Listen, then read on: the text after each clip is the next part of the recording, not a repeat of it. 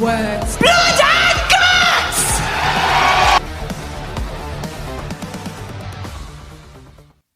And welcome to Cruising with Kayfabe about Mongo. I'm excited.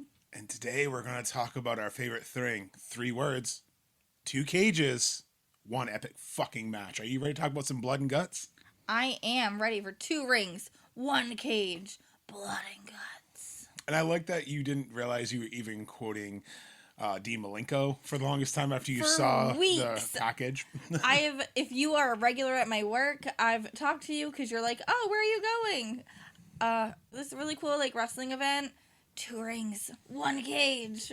This whole time. And what's cool is, being in the South, getting a blood and guts tomorrow as we record this, the history, because, starting out in Georgia and having some famous War Games matches in Georgia, blood and guts concept embodying the actual element of traditional NWA, WCW War Games with the roof, with the submission, the surrender.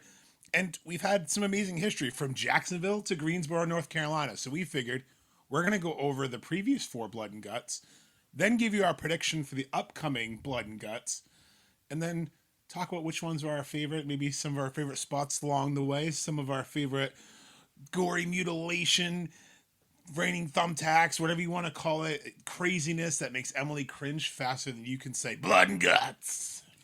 But the cringe is good. Not like Darby Allin's fingernails getting destroyed by Moxley good, but it's good. Perry getting handcuffed and poured gasoline over again. So you just rather see men get handcuffed. Got it. The women are in it too. That is true. For the first time ever. And that's a big reason we wanted to go to Blood and Guts in Greensboro. The second they announced the women's Blood and Guts, we're like, let's go. We had someone in our comments recently saying how they were missing certain wrestlers, and not one of them mentioned a female wrestler, and I was like, you're not excited to watch any of the women's division? Not one of them? Unfortunately... Sir, do you realize that you're not excited by women?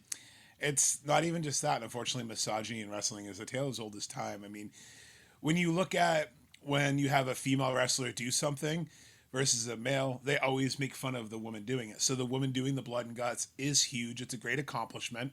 The fact that we've been shouting for this since last year in Nashville when they did a blood and guts, we wanted to see a woman's blood and guts, and now they're doing it, and they're doing a tag tournament. So women's wrestling is about equity and equality, so why not? So I'm here for it. I'm ready to break down these past blood and guts, but I'm ready to get my predictions in because I got some tinfoil today for you. I'm really excited. I apologize in advance for the notes I have, but I will not be reading them all. You're just going to have to deal with Emily's page-turning adventure. Well, that's a good way to segue because it did start its adventure. Now, originally it was scheduled for Rochester, New York, but unfortunately due to the pandemic and other situations, it wouldn't happen until May 5th, 2021 in Daly's Place in Jacksonville. The Pinnacle versus the Inner Circle. Now, it was essentially set up because MJF betrayed Chris Jericho and turned on the Inner Circle, forming his own group with Sean Spears, Wardlow, and FTR. And it was a short-lived little group, but it had some memorable moments from the first Blood and Guts to the Stadium Stampede Part 2. But we're here to talk about the match that started all, the very first Blood and Guts. And I will tell you, rewatching it, it was interesting because I had a lot of memories of Blood and Guts, but I realized they kind of blend together after a while. They definitely do. I mean, I think some of the moments for me in this one, obviously MJF and Jericho on top of the cage. You have Sammy Guevara having to surrender to save Jericho. And then MJF saying, fuck it, and still throwing Jericho off. And obviously people not liking the landing pad and everything. But still the visual of a dickhead MJF saying, oh, you surrender? You don't want to do this match anymore? And still throwing him off. They still got across what they wanted to get across. I think that this match was very revolutionary for AEW. I think that it gave a little bit more of a heavier side to their wrestling. It's like when you're listening to music and you go from hip-hop to rock to screaming back to country music. It definitely just gave another edge to them. No, and I think what helps too is you had people in there who are willing to get physical, throw themselves between the ring. Like poor Sammy took every bump in this fucking first Blood and Guts. I mean, he got thrown between the ring and the cage, and there's only a 3-inch gap between the ring apron and the outer wall of the cage. He went over there twice. this isn't the only person, but like they will fall between the cage and the ring apron. And the only reason why they fit between it is because the cage has slight give because the centers aren't bolted down like the back ends are. And then you so obviously the chain is what gives. It's not the cage. There's no giving, give. like, it's just moving. It is a chain that is now just going to give you a little bit more. As you can see by the background picture, like, you know, you have the pillars of support, pillars, but it's not a lot of movement. And then you had Santana Ortiz doing some crazy spots. You had the sock. You had Wardlow just being a powerhouse. And this was kind of the first one, I think, they were testing out how they wanted the good guys and bad guys, because they were kind of all around the outside of the ring waiting for their turn to go in. I think one of the first things I said to you is, man, there needs to be a countdown clock. When are these people coming in? And I think for me, the first one, I don't want to say disappoints me, but there was definitely a lot of learning experiences. When you go back and watch, you can see this was definitely a test run. Like, how can we make this our thing? How can we get it to work? Because there was a lot of like timing, there was a lot of waiting around, and there was a lot of like, whoa, when's this person coming in? So it was a lot of things that they worked out over the years. So going back, it's a good watch. Highly recommend when you want to see the history. But compared to the other ones, I don't think it holds up as well as the other ones. But I think overall it was a highly entertaining match, and it told the great story and led to Stadium Stampede too. And that's just it too, is that you go back and you kind of watch and you learn and you grow from them. So what we notice is as they go on, they take advantage of that 2-on-1 or that last person having to be involved to have the match actually start. They're able to really take advantage. Every year something new is an advantage or disadvantage. And I think that, you know, what's interesting is that they had a tournament this year for the advantages. Best of 3 series, yep. And I think that they should keep that. They should definitely keep this going. And also something kind of ironic with this is that, yes, you get the advantage of the first 2-on-1, 3-on-2, etc. But that other team gets to start the match. So if you have someone that's staggering to get in, like Orange Cassidy could, if you have someone that kind of plays it out and waits their turn to like come MJF in. did. Yeah, like there's different elements that come into play. So as many advantages as they get, there are disadvantages They as do well. book the advantage well, the War Games advantage they call it, because sometimes it's kind of hokey. I'm not going to obviously try to poo-poo on other styles, but, you know, some of them will be used more for storyline purposes. Some will be more for visual. I like the visual aspect, like when it's a chicken shit heel who doesn't have the advantage and they realize they have a 2-on-1 situation, like you said, they don't really want to go in there. Or when you have people who they take their sweet ass time to get in there because they don't really care. And that's a good thing about Blood and Guts, as we'll talk. Some of these teams aren't friends. The first group, you know, you have the Pinnacle and the Inner Circle. They're all friends with each other. They have each other's backs. They all came out in matching gear. But they all came out in matching uniforms. And over the years, as we go through each Blood and Guts, you'll see it's not always the same team. This one was a team-on-team environment where there was teamwork. That's the hard part of Blood and Guts, is there's not always that teamwork. There's the, can they coexist? Will they coexist mentality. Well, 2024, we saw let's not jump to Team AEW versus Team... Well, let's not jump to that one yet. We still got to go through a few more Blood and I'm Guts. just pointing out the fact that not all of them get along. Right. And that's even with the second one, because you have the BCC taking on the JAS. However, the BCC would also have Eddie Kingston and Santana Ortiz, who recently... So kind of a twist on the first one. So now you have the Inner Circle breaking up, essentially, and Jericho betraying everyone else, forming his own Jericho Appreciation Society, kicking Santana Ortiz to the curb. Eddie Kingston would pick up Santana Ortiz, kind of form a little mentor trio.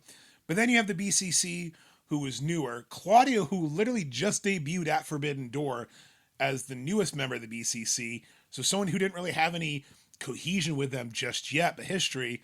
And then you have Eddie Kingston, who just hates Claudio. He was only in there because he fucking hates Claudio. And obviously you have Santana Ortiz, who wanted revenge on Jericho. I mean, Ortiz lost his hair. He had to shave his head because Jericho put a hair versus hair match. And that's actually how we got one of the iconic Blood and Guts lines, is him in the middle of the ring shaving his head. Blood and guts, just like an Aaron Joe. Blood and guts. So I want to go back to that match really quickly. Can we? The hair versus hair? Yeah. Sure. So that hair versus hair match, I remember being so dead set that, like, no, it's got to be Jericho. Like, he's got braids in. There's no way. Like, it's got to be Jericho. It only makes sense for it to be Jericho. He's going to get a new Which persona. I thought was funny. I was like, there's no way Jericho's shaving his head. It's clearly Ortiz. I was like, he's like starting to bald. Maybe they're going to do some hair replacement. Like, maybe something's happening that we don't know about. She fell for the swerve, bro. I fell so hard for it. And to see that man, I didn't know you could do that. With the clippers and the braids, he couldn't. and like, yeah, don't do that. He did it for dramatic effect. That's why he did it for dramatic. That's why he was yelling blood and guts while his scalp's being ripped apart because he was that. The story is he was like, I don't care that you embarrass me. I'll do anything to take you down. Me and my homie, Santana did everything for you. You told us to follow you. You told us to lead by your learning tree, lead by your example.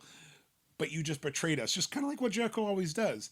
And that's what set this match up. And actually, this was the biggest blood and guts. This is the first time they would do 6-on-6 until 2025. So this was the first ever men's 6-on-6. It took place in Detroit, Little Caesars Arena, the day after my birthday, June 29th, 2022. And our buddy AJ was live and in person, sent me some great pictures so I knew where to get seats for our blood and guts. But I really enjoyed this one. This one had a lot more chaos and storytelling in this one. I think this one they kind of figured out the timing. They still didn't have that stupid little countdown. I was bitching to you while we were watching these. They still didn't have the little countdown that says when someone's coming in. So that still kind of bothered me. But I really like some of the different spots in there. Obviously you have Claudio, his first ever Dynamite, and he's in blood and guts. You have Kingston just being maniacal as ever and just not wanting anything to do with Claudio, and he's fighting with him. Like he's his partner. He only wants to be in there because he hates Claudio, but I mean he hates Jericho, but he has to fight with Claudio, his enemy. Like you said, he sucks eggs. Yeah, and in the very beginning, you've got Sammy being kind of thrown around, but again, very slowly getting back to his feet, almost methodically to eat the time up. And then you've seen him like through the cage kissing Ty. I thought that was really cute. I thought it was too. He was definitely healing it up there, and no, they did a lot better, kind of not waiting around. For comparison, the first Blood and Guts match went 33 minutes. This one would go 46 minutes. So they added They essentially added two people to make it a 12-person match, and only went 13 minutes more. So that's actually not terrible. I really was sad though because this match Santana would unfortunately tear his ACL pretty early on, and you could tell he really struggled to finish the match, but I give him all the credit. He tried to finish the match, and that's the risk of any type of match you take. So it kind of not negated him, but it kind of you can definitely tell plans pivoted from some of the spots they were doing. But you had Matt Menard being hung upside down in a tree of woe in the cage, covered in blood. That was a great visual. You had Claudio swinging Jericho on top of the cage. That was a great visual. You had thumbtacks everywhere, glass, barbed wire, blood. Like this was the first one that was truly chaos. It was truly not anarchy in the arena. That's a whole different thing, but it was anarchy. They really used not only the cage as a weapon, but they brought in all the plunder too. Yeah, speaking of plunder, the fork being used on Garcia's face through the cage. That was pretty gnarly. I also love the ending because the crowd was hot the entire time. And when Jericho's up there and, he had just gotten the big swing from Claudio, and then Kingston climbs up, and you have Menard that finally got himself free, and he climbs up, and you have both Menard and Jericho in submissions. Kingston's got Jericho in a submission. Claudio's got Menard in a submission. Kingston's happy. He's covered in Jericho's blood. He's having the time of his life, but that bastard Claudio gets the submission and not Kingston. So I enjoy that they still kept that tension between Kingston and Claudio. This has been going on since the early days of Ring of Honor when they both looked like used car salesmen in that awkward photo with a ducky tie. It's great because whether it's kayfabe or whether it's real, it's great to see. Yeah, and they even dismantled the ring to get Carnage in this. Oh yeah, they were tearing up the padding. And I think that's what made this crowd, it was one of the largest crowds too in Detroit. And I think that's what made this crowd so hot was it was such an electric environment because they've really stepped up. And props to Chris Jericho, Sammy Guevara, Santana, Ortiz, 2 straight cage matches, Hager. They're stepping up. They're increasing the carnage, already knowing how hurt Jericho hurt his elbow in the first one.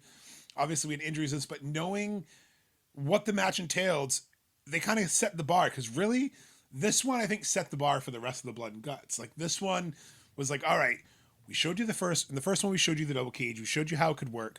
This one, we showed you how to not only use the cage, how to use everything around the cage, how to fill the cage with plunder, because you're locked in here with some crazy motherfuckers.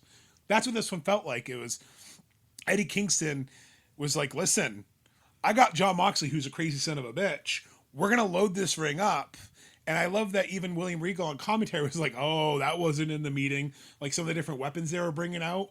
And just, you could tell it felt real. Like they really hate each other. You could tell they were forced to work together, but they made it work. I think this was a true embodiment of Blood and Guts. Like people working together because they hate other people equally. Like the enemy of my enemy is my friend. Yes. And then that would bring us to our former hometown, Boston, Massachusetts. TD Garden, as my nephew Jace would say. The Golden Elite, Omega, Hangman, Ibushi, and the Young Bucks versus the BCC, Moxley, Claudio, Yuta, with special guests Takeshita and Pac. Now again, kind of that commingling. You had Takeshita, who was really only in there because he betrayed Kenny Omega with the Don Callis family. Pac, just because he hates Omega, he hates Hangman, he hates the Bucks, and he blamed the Bucks for his injury during their best of 7 series for the trios titles. So again, people kind of joining Blood and Guts because they just hate the other people on the other side, not because Pac agreed with the BCC, which is ironic now given him the Death Rider, but he wasn't on the same page. And I really enjoyed this one because it would be the longest one at 51 minutes, but it was really fun. And you had Don Callis join commentary because you had Takeshita and Omega in it, and then selling that feud. Forever selling that feud. It's been eons, which is great. Like, that's what Callis is best at. I think that he's so wrapped up and focused on Kenny, he can't think about anything And this else. is really when it kind of first started. This was the rise of Takeshita. This is, Takeshita would go on to beat Kenny a few months after this. He'd beat him at All In, and he'd beat him at All Out. So this really was the seeds planting before, unfortunately Omega had to go with injury, of Takeshita's rise and kind of the rise of the Don Callis family. And a lot of his chicken shit heel we'll get to kind of at the end of the match, but he had some chicken shit heelness in this too. I think this might be my favorite Blood and Guts because we get the timer that we've been begging for. Oh my God, yes, we finally got the countdown when someone's coming in. Like, I wrote it down because Mongo, popped the second he saw the timer pop up. He was like, yes, finally. Because I knew what happened, but I just didn't realize it took 3 years for them to get it. Yeah, so we have the timer, and then on top of it, you had Callis join commentary. Matt Jackson rained the thumbtacks down from the top of the cage. That was an awesome epic. visual. And from the very beginning, Moxley took shards of glass and poured it out in the ring. So they were wrestling in chaos from the very beginning. And then you had Hangman and Claudio with that awesome rope duel spot where they were just kind of staring each other down. And this was all very, not that none of them were, but this is all very prominent. Every guy was big at the time. Every single guy was main eventing. No. So this was the best of AEW in the ring. This was their heavy hitters, absolutely, because you had Ibushi debuting in AEW. Kenny kind of getting that backup. The first time the Golden Elite really had been a thing in AEW with Ibushi. Hangman rejoining the Elite after, being drunk and kind of getting kicked out. So you had the magic of the Elite returning. You had BCC, who started kind of lean heel, but they weren't fully heel yet, but they were doing a lot of heel tactics. Poor Yuta in this one. Yuta became the Sammy in these matches because poor Yuta took the brunt of everything in this match. Yeah, he really did. He got choked out with a steel chair at one point.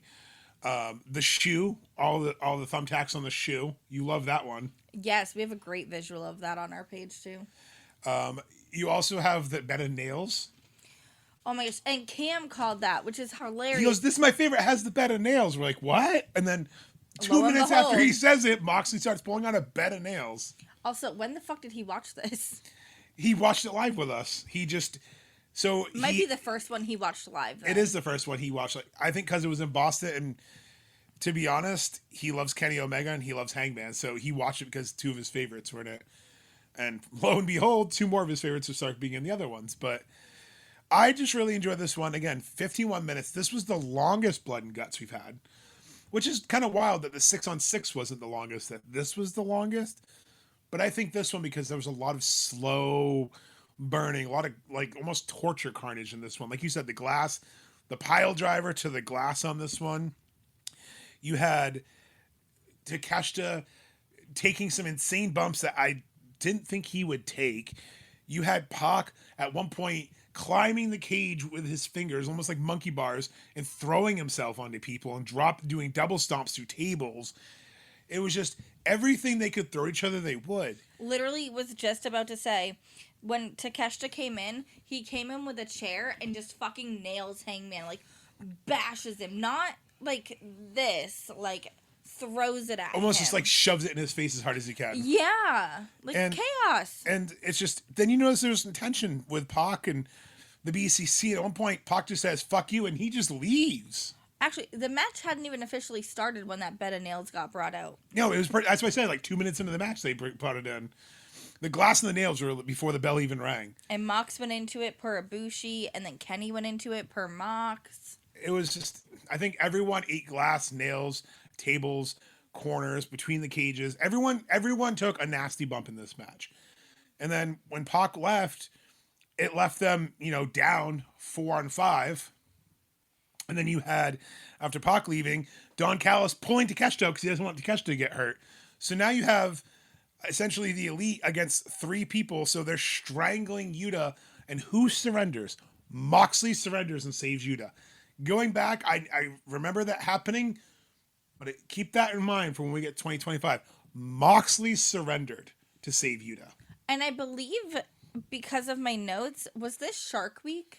Yes, remember Hangman wore the shark hat outside? I thought it was Kenny. Hangman wore it too. They all pretty much took turns wearing that stupid little fin hat. Yep, this was Shark Week, July 19th, 2023. It was during Shark Week. It's when they started doing a lot of that co-branding with Shark Week too. Which is kind of ironic. Blood, guts, sharks. Works great. Oh my. And then we get to last year's event in Nashville, Bridgestone Arena. Fun fact, seen a hockey game there when I went to Tennessee. The only sporting event I've ever seen in Tennessee was a random Nashville Predators versus Mighty Ducks. And I cheered for the Mighty Ducks because of that goddamn movie. And I remember seeing Toby Keith there for some reason. Just saying hello to everyone. So I thought it was a cool memory. Just thought Bridgestone Arena brings back good memories. But speaking of good memories, Blood and Guts, probably one of the more hatred between people, Blood and Guts, because you had Team AEW, which was Swerve, Briscoe, Darby, and the Acclaimed, taking on Team Elite, Okada, Hangman, Bucks, and Jack Perry. And Hangman wasn't there because he wanted to help the Elite anymore. He was there for one reason and one reason only, and that was to take out Swerve, the current champion. He hated Swerve. This was the Mitts cheap pot. Go check out our episode on YouTube, now streaming, Blood in the Sand, of rivalry of Hangman and Swerve. We deep dive into all this, including this particular match a little bit. Why he was so focused. The whole build up to this match, he was like, I'll do it if I can fight Swerve. He didn't care about that. And the Bucks had to kind of get him on the same page. Like, no. He's like, I just want Swerve. So the match goes to start, but Hangman actually handcuffs Swerve to prevent the match from starting, which is where that advantage comes in. So Hangman starts punching him over and over again, and Matt just grabs the mic. Him. Yeah, like he's like down. Matt grabs the mic and demands that Adam gets in or he's fired. And so he comes into the cage and says, I'm an EVP. I say ring the bell. Without Swerve in there, they rang the bell. So remember, this is when the Bucks took over AEW. This is only 3 months after they attacked Tony Khan, after Jack Perry joined the Elite. Again, Hangman wasn't doing this because he wanted to help the Bucks.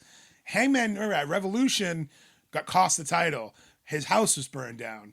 He had that match. He wanted Swerve. This was building towards that match at All Out, that brutal lights out match. He didn't do enough to hurt Swerve. Swerve still took everything. He wanted to take everything from him. And he was the champion. And that just chewed at his graw. That just made him want to take Swerve out.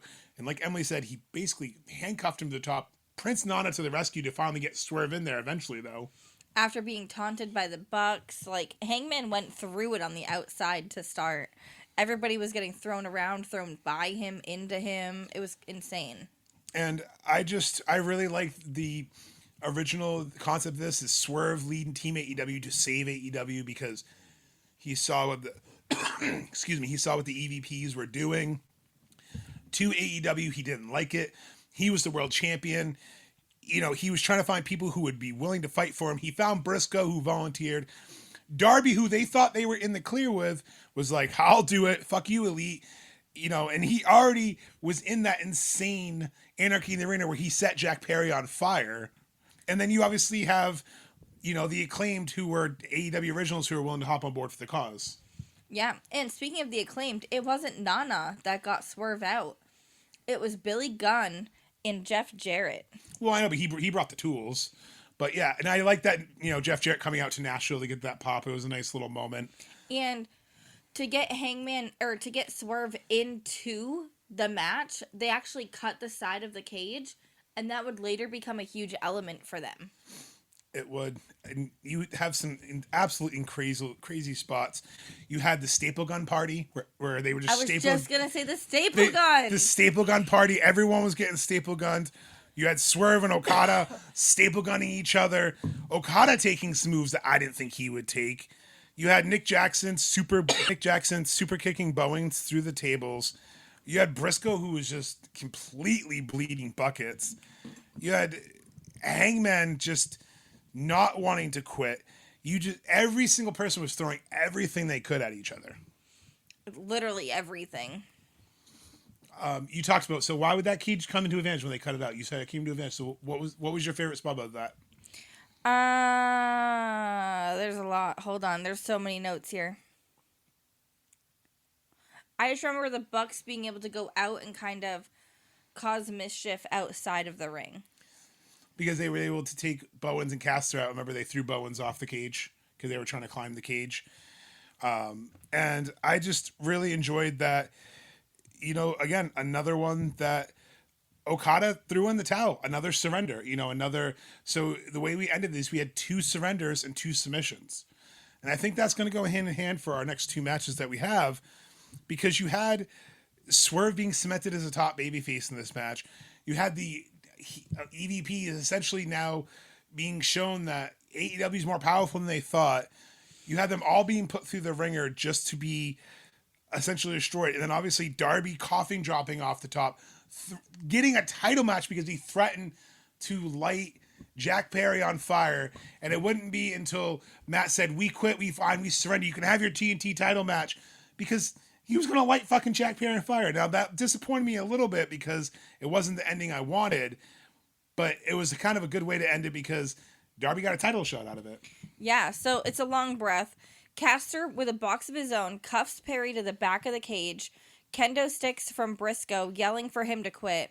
Darby grabs a mic. Do you quit? No? Let's get this party started. The chair shot. And Briscoe throws a chair at Perry's head, asks again, Matt begging Briscoe to stop. Darby getting gas can and covers Perry. Darby smiles and grabs... He basically grabs a lighter like you'd use to light an old-fashioned grill or light a campfire. And he says, I will light your ass on fire if you don't quit.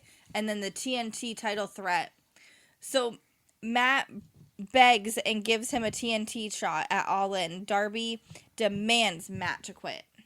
No, that's what I was saying. Yeah, he basically got his TNT title shot out of it. And it was just absolutely insane, everything he did to get to that ending. And he didn't throw the chair at him. He fucking nailed him with that chair shot. He full on hit him. It was such a chair shot that it made Jimmy Corderas have headlines. It made Jimmy Corderas have a meltdown on Twitter, basically. Yeah. And also, I forgot, the tables stacked up.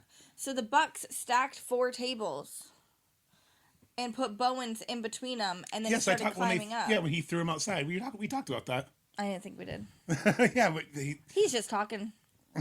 No, remember what you said, the door when they got the cage down, so they went out there, and Bowens was the one who went through it, because I was shocked that it was Bowens that was the one who kind of went through it, because every year, you had Sammy getting thrown off, you had Jericho thrown off, you had Daddy Magic basically hanging by his leg, you had Bowens thrown off, Darby's dropped off the cage. There's always been someone who does something absolutely insane. Pac's dropped off the cage. Yeah, I'm ready for this prediction, because I don't know if I really have an actual prediction. I haven't thought about it yet, but I guess now's the time to drop these. Oh, we blocked out somebody's face. I mean, it's just Orange Cassidy. Whatever. But, so yeah, I'm going to ask you first. Who's going to win the men's Blood and Guts tomorrow night? Wow, I can't believe it's tomorrow night. So excited to be there for this. I think that Team AEW is going to win again. I think that I don't want to steal too much thunder on this, but Moxley is going to be a huge target going into this. I don't so much think as him being a target as him being the reason they cost the match. That's why he's going to be targeted. He's been constantly giving up. I think that if they attack Moxley, they'll have an easier chance of getting someone to give up. I don't think it's so much as that. Yeah, Moxley has been giving up. He's been surrendering like a little coward. And here's the thing. You have Darby, who's already shown he's willing to go and do whatever it takes to destroy Moxley. You have Briscoe, who's crazier than a fucking batshit turd. You have Orange Cassidy, who's reluctantly in there. But then you have Kyle O'Reilly and Roderick Strong, who are veterans of War Games, so they know War Games too. Then you have Yuta, Mox, and Claudio, who are also veterans. Daniel Garcia, who's been in one, and Pac. So every single one has been in this type of environment, this type of match. But here's the big difference. Claudio's not someone who's tapped out. Garcia's not someone who taps out. Yuta is the bump guy. Pac's walked out of the match, but Moxley's shown he's let the Death Riders down before. And I said this on our page, and I said this on the video. He's going to let the Death Riders down again. I don't know how it's going to happen. I don't know if it's going to be something where they try to sacrifice Yuta, sacrifice Garcia. Something's going to happen. That advantage is going to come in play. I can see Moxley surrendering in the most cowardly way possible, and the Death Riders just being utterly let down that yet again, he doesn't live up to the same thing he preaches. Yeah. I do see crazy spots. I see Darby Allin jumping off something crazy high. I see Orange Cassidy do something funny, like a table set up, and he just kind of rolls off the table. Last time Darby Allin was at the Greensboro Coliseum, we saw him go off of a ladder from the ring into glass.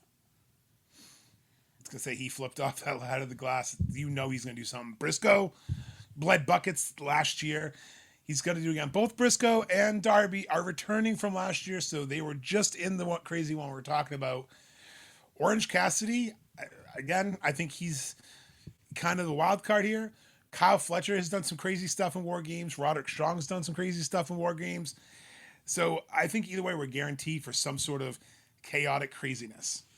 And I think that the Death Riders have team unity where they're going to kind of work really well together. But the other guys, two of them tag team very frequently for years now. Briscoe and I think Darby's the only odd man out with the conglomeration being in there. But Darby is that person. He's just so focused on Mox. He doesn't care. Yeah, that's exactly what I was getting at, actually, is like their focus is going to be able to just kind of span out where Death Riders are going to focus in. I think that that's going to be an advantage, is that they can kind of all five do their own thing and team up and figure things out faster than the Death Riders because they're used to that. They are used to having to defend themselves. They don't have someone defending them. Oh, that's the thing. You talk about Mox. I don't think they have unity. Mox is used to having his backup, but he doesn't back up his boys that much lately as well. So I think that's going to be the downfall. They've been cracking. That's what I'm saying. I don't think. I think they have. I think they have something there. Marina posted that picture of them all kind of hugging. Just saying. And obviously, speaking of Marina, first ever women's Blood and Guts. Now, obviously, it was shooken up a little bit due to injury. But on the face side, you have Mina, Jamie Hayter, Harley Cameron, Toni Storm, Statlander, and Willow taking on the team Marina Shafir, Triangle of Madness, Megan Bayne, and the CEO, Mercedes Moné. Holy shit, that's a lineup. This women's matchup is incredible. This is like how I just said the men's had the top stars. These are the top stars in the women's division.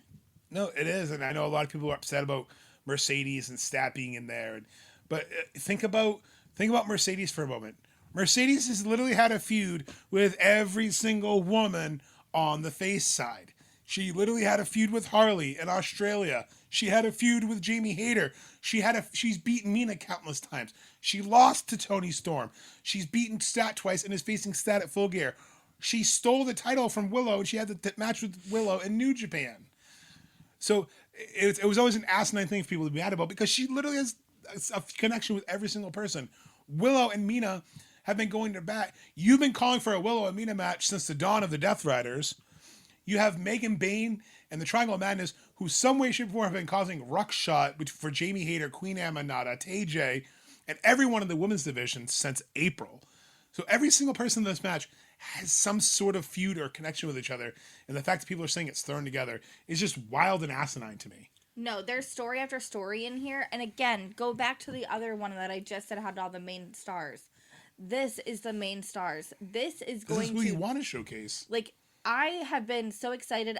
Honestly, if they didn't do a men's this year, I wouldn't have been upset. And I think the only reason they did a men's, again, is because there is that misogyny in wrestling, and people won't put their money where their mouths are. Look at the Evolution pay-per-views.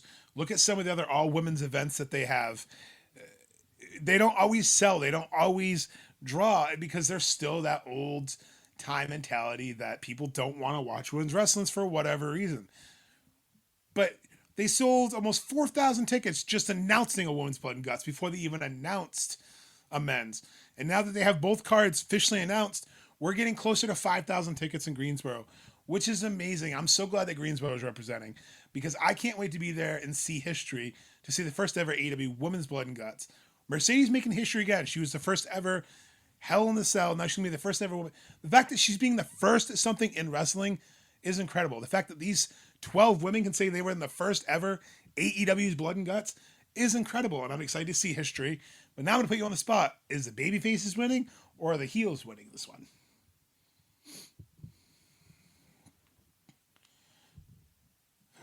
You're hard pressed. It's between Bane and Willow on who's going to win. I think I could see...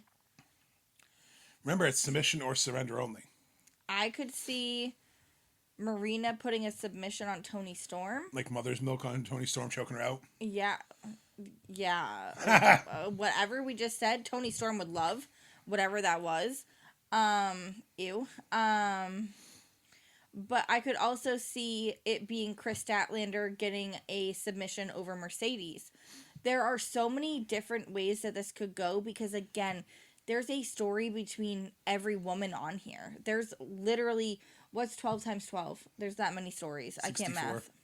Yeah, there's 64 stories going on here. Well, I think it's going to be Mercedes getting Statlander to surrender to set up that, oh my God, she could win the title from her at Full Gear. I think the heels are going to win because I see the babyfaces winning the men, so I see the heel women winning. Because I think we're getting women babyface champions. I think TJ is going all the way and winning the tag titles. So I think the heels get the win here because you have the Triangle of Madness, who've literally, again, been running ruckshot. Tekla has been booked to be unstoppable. Megan Bayne has been unstoppable. There is a lot of issues on the face side that could go against them. You have Toni and Mina, and this could be one too. Mina could be put in something, and Toni surrenders because she loves Mina. Oh, the lovers. You know, you have Harley Cameron, who might surrender because Willow's getting hurt. There's so much to because you have Marina, who doesn't give two shits, like you said. You have the heels who won't. You have the babyfaces. They want to protect each other, and we want to take down, these bad bitches because they're ruining AEW. But you're gonna have a problem because eventually they're gonna use that against you. They're gonna isolate someone and they're gonna make you surrender. What if this is where Chris comes out and saves Willow from taking a chair shot or saves to prove herself? Yes, there's so that. many ways that this could go. Again, there's 64 stories here. I absolutely love all the different styles of this matchup. I think that this is going to be my favorite Blood and Guts ever. Which now I think we have one more match to get to, and then we get some fun stats and then rank. But there's one more match at Blood and Guts, which is Hangman versus Will Hobbs in a Falls Count Anywhere match. Come to our section And Will Hobbs, I will put my hair down. You can play with my hair if you beat Hangman. So here's the thing. Think about what's at stake for Hangman in less than a week and a half. Yeah, I don't see him losing. He's going against Samoa Joe. This is not good. It's a false count anywhere. That means he's got Samoa Joe lurking, and he's got Shibata lurking with Hobbs. So he's not going to just be fighting Hobbs. He's going to be fighting the Ops. So do we see Hook kind of help even the odds a little bit to make sure Hangman the false doesn't... count anywhere that does make sense. Or is Hook a double agent? And Hook's actually working for the Ops, and he's just gaining Eddie Kingston's trust. And he's just gaining people's trust. Told you I had some tinfoil. That's kind of my tinfoil. I don't think it's going to happen, but that's part of my tinfoil. Okay, let's tinfoil. Is Hook a double agent? If the Ops are helping Hobbs, who's helping Hangman? The Dark Order? That would be cool. Imagine the Dark Order. That would be a nice little throwback. Nice little callback. I'd love to see the Dark Order back. Even for a night. I mean, it doesn't hurt. It doesn't. But I'm going to ask you, I ranked, before I give my fun facts to wrap it up, I ranked mine, but I want you to rank your Blood and Guts from 1 to 4. I'll keep track for you. So starting with your number 4 to 1. Okay, so the first and second one are kind of tied in 4th place. So then that leaves Blood and Guts 2023 and Blood and Guts 2024. Boston takes the cake. Okay, so Boston, 2023, so Boston's number 1 for you, and then 2024 is number 2? Yeah. So I ranked it completely different than you. Number 4, I ranked the first Blood and Guts. Number 3, I ranked Blood and Guts 2023 in Boston. Number 2, I rank the Blood and Guts from last year, but number 1 is the Blood and Guts from Little Caesars Arena in Detroit because of the carnage and the plunder and the Eddie Kingston, all the different dynamics. I think because you to just me, seeing the Cesaro swing up top. But it's not even just that. It was just they figured out Blood and Guts to me. I think it clicked for them what it was. I think 2023 was just a little bit more the Boston one. A little clunky at times. I thought Ibushi kind of took forever to come up to the ring, and you could tell he was injured and missing a step. And I just think that, it was Kenny and everything, but I think we already had, at the time, I kind of went in this ring, we already had the Anarchy, the Anarchy in the arena, we already had that turn, so some of that stuff just kind of felt like we'd seen it before in a sense, so that's why I got to rank it. Number 1 is Blood and Guts 2, and it's been in my heart, and that's just who I wanted to say. Again, but it's different for everyone else. Let us know in the comments which one you think is your favorite, because you could like the first one because of this, or maybe you were at one, so you have a little bit more. I'm sure after tomorrow night, we're going to say this one that's happening tomorrow night is our favorite because we were there in person. And I think that skews perspective. But the fact that after tomorrow night, we'll have 6 different Blood and Guts matches is wild. It's exciting. It's revolutionary. I think that this right here really, really gave the edge to AEW. All right. So now, here's some Blood and Guts fun facts. Since you guys all like fun facts, there'll be after tomorrow, there'll be 6 total Blood and Guts. The average length is 45 minutes. The longest was Boston. The shortest was Jacksonville. Only 3 people have been in 3 Blood and Guts. Moxley, Claudio, and Yuta. Garcia, Pac, Briscoe, Darby, Jericho, Hager, Sammy, Santana, Ortiz, Matt, and Nick Jackson have been in 2. And shockingly, MJF, FTR, Swerve, Eddie Kingston, Omega, Takeshita Okada, and Jack Perry have only been in 1. Debuting for 2025 is Orange Cassidy, Kyle O'Reilly, Roderick Strong, and the women's roster. And here's some cool records for you. MJF, Sean Spears, Wardlow, FTR, Swerve, Briscoe, Darby, the Acclaimed, Eddie Kingston, Omega, and Ibushi are all 1-0. Moxley, Claudio, Yuta, Santana, Ortiz are 1-1. Takeshita Okada, Daddy Magic, and Angelo Parker, Pac, Garcia, and Jack Perry are 0-1. Jericho, Hager, and Sammy Guevara are 0-2. Kyle O'Reilly and Roderick Strong have been in 4 War Games, once as opponents and 3 times as teammates. Kyle O'Reilly is 2-2, which is a WWE record, and Roderick Strong is 1-3. Sting has the record, 19 War Games matches total, with a 15-4 record. But the most impressive, only 3 people are undefeated in War Games history. Dusty Rhodes and the Road Warriors are 13-0 all time in War Games. 44 AEW wrestlers have appeared in Blood and Guts. 32 men, 12 women. 30 of them have only been in one match. 11 have been in 2, and like I said earlier, only 3 have been in 3. I think that's crazy. I think that's actually really cool. Who do you see being like the MVP of the men? Darby, just because he's insane. I think Orange Cassidy, maybe not like the top, but I think that Orange Cassidy is going to like, okay, he's got his backpack. I want to see Orange Cassidy pulling out like this craziest shit. Give me oranges. But we haven't had a backpack in a long time. He hasn't had a title. Okay, he doesn't. He's coming into a cage. He's gonna have to have something. He could pull the backpack out from under the apron. Orange, pack your bags. It's coming in. What if it's a fanny pack and he's just got little mandarins and he throws them? Oh, my cuties. Is that what they're called? Yeah, the little cuties. Who do you think's going to be MVP for the women's? Tekla. I think she's going to do some crazy ass shit. I think she's going to hang from the top of the cage. I think that Tekla is going to be toxic as fuck. I was thinking Tekla or Sky Blue. Sky has been dying for one of these matches. And Sky has basically shown herself in hardcore matches to be... So wasn't Willow and Statlander. Remember the all-out match? We talked about all earlier. The only reason... Do you think she does a split on tax again? The only reason I think TJ aren't involved in this is because I see the tag tournament. No. I mean, if they do, maybe they'll come out and just kind of like be there. But yeah, I don't think they'd be involved because the tag tournament... I think that's going to be involved next week. So... But I think we're gonna wrap up so we can let you guys listen to this. Get ready for Blood and Guts with us tomorrow, live on TBS and HBO Max, and live in person in Greensboro, North Kakalaki, North Carolina. I can't wait. Emily can't wait. Kim can't wait. Let's bring on some Blood and Guts. Stay tuned for a mini vlog. Absolutely. You know we love our travel vlogs. And you know what we else to do? What else we love to do? Always keep the kayfabe. Hey everyone, it's your producer and co-host Mongo here, thanking you so much for tuning into another fantastic episode of Cruising with Kayfabe. Emily and I certainly appreciate all the support and love you've shown us. For an ad-free experience and exclusive content, visit cwkpod.com. Music provided by The Undone. Emily and Mongo would like to thank The Undone for letting us use their title track, Misfortune. Misfortune, as well as their other songs, are now available wherever you stream or purchase music, or by visiting wearetheundone.com. And hey, let's get them booked on the Jericho Cruise. They're a great group of guys, and they would totally rock the boat.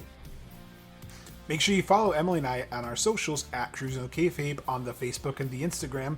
Mongo at It's Mongo on TikTok, and Emily at Cruising with Kayfabe _Emily. You can also visit w.gg and use promo code Mongo and save 10% on some clean energy. Make sure you like and follow the show and leave us a 5-star frog splash review. But if you don't like us and you don't like the Jericho Cruise, I'm just going to let a legend himself tell you what we're all thinking. So if you're not down with the Jericho Cruise, we got two